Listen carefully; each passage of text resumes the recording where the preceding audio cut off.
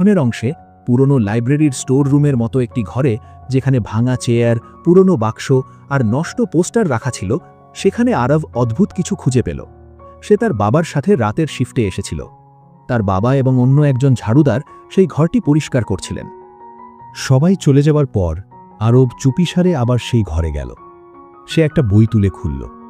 সেই বইটিতে অদ্ভুত সব চিহ্ন, তালার নকশা, গিয়ার, সিন্দুকের ভেতরের গঠন এবং তার সাথে কিছু গোপন কৌশল ও সিম্বল বেসড কম্বিনেশন আঁকা ছিল। বেশ কিছু জায়গায় একই রকম চিহ্ন সে মিউজিয়ামে সেই সিন্দুকের গায়েও দেখেছিল। তার হৃৎস্পন্দন বেড়ে গেল।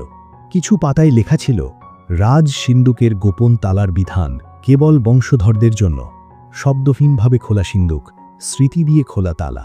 সে পুরোটা বুঝল না, কিন্তু এটুকু বুঝল যে এটি কোনো সাধারণ ডায়েরি নয়। তার মনে পড়ে গেল, দাদু বলতেন, আমাদের কাছে সেই বিদ্যা ছিল যার মাধ্যমে সিন্দুক চাবি ছাড়াই খোলা যায় এবং ভাঙচুর না করেই বন্ধও করা যায়। এরপর বেশ কয়েক রাত ধরে যখন তার বাবা উপরের হলে পরিষ্কার করতেন, আরব নিচের স্টোর রুমে বসে সেই বইগুলো পড়ার চেষ্টা করত। ভাষাটা ছিল পুরনো, কিন্তু ধীরে ধীরে সে প্রতীকগুলোর ভাষা বুঝতে শুরু করল। প্রতিটি চিহ্নের অর্থ, প্রতিটি আঁচড়ের অবস্থানের যুক্তি। সে শূন্যে হাত মেরে প্যাটার্ন তৈরির প্র্যাকটিস করত, যেন কোনো অদৃশ্য তালা খুলছে। এবং তারপর যখন 500 বছর পুরনো সেই সিন্দুকের খবর প্রথমবার মিউজিয়ামে এলো, তার ভেতরে কিছু একটা নড়ে উঠল। যখন সে প্রথমবার সিন্দুকটি দেখল, সে থমকে গেল। এটা তো সেই একই প্যাটার্ন। সিন্দুকের গায়ে খোদাই করার কিছু চিহ্ন, কিছু কোণ বইয়ের ডিজাইনের সাথে হুবহু মিলে যাচ্ছিল। সেদিন থেকেই তার মাথায় এক পাগলাটে চিন্তা ঘুরপাক খেতে লাগল। এটা কি সেই রাজ সিন্দুক হতে পারে যার কথা দাদু বলতেন? আমাদের পূর্বপুরুষরাই কি এই তালা বানিয়েছিলেন? সে বাড়ি এসে নোটবুকে স্কেচ আঁকত, রাতে বইগুলোর সাথে চিহ্নগুলো মিলিয়ে দেখত। ধীরে ধীরে তার মাথায় পুরো তালার একটা নকশা তৈরি হয়ে গেল।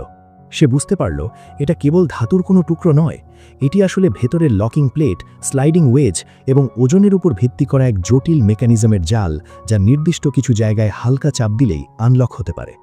কিন্তু এসব ছিল কেবল থিওরি, বাস্তবে করে দেখার কোনো সুযোগ তার ছিল না। আজ যখন বিদেশি টেকনিশিয়ান হার মেনে নিয়ে বললেন, এই সিন্দুক হয়তো কখনোই খুলবে না, তখন আরবের ভেতরে কিছু একটা ভেঙে যাওয়ার উপক্রম হলো। তার মনে হলো যেন তার পূর্বপুরুষদের বিদ্যাকে কেউ অপমান করছে।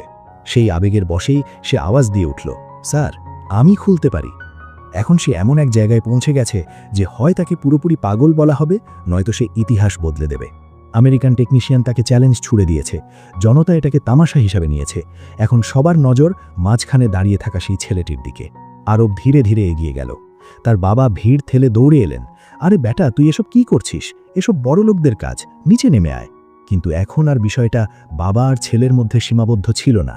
এটা এখন তার বিশ্বাস এবং পুরো বংশের ওপর লেগে থাকা মিথ্যে অপবাদের লড়াই। সে সিন্দুকের কাছে গিয়ে হাত দিয়ে তার ঠান্ডা উপরিতল স্পর্শ করল। ধাতুটা ঠান্ডা ছিল, কিন্তু তার শরীরের ভেতর দিয়ে এক উষ্ণ স্রোত বয়ে যাচ্ছিল। সে গভীর শ্বাস নিল। সে কোনো মেশিনের দাবি করল না, না কোনো হাতুড়ি চাইল, না কোনো যন্ত্রপাতি।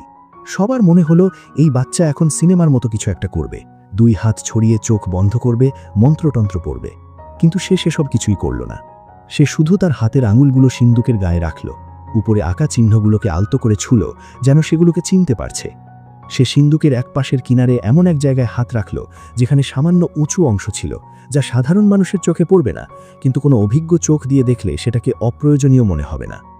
সে প্রথমে আঙুল দিয়ে কিছু বিশেষ জায়গায় হালকা টোকা দিল, ঠক ঠক, যেন কোনো অদৃশ্য প্যাটার্ন অনুযায়ী ধাতুর ভেতর থেকে হালকা প্রতিধ্বনি ভেসে এলো। তারপর সে 2 হাত দিয়ে 2টি আলাদা জায়গায় একসাথে চাপ দিল, আবার ছেড়ে দিল। তারপর তৃতীয় জায়গায় হাত রাখল।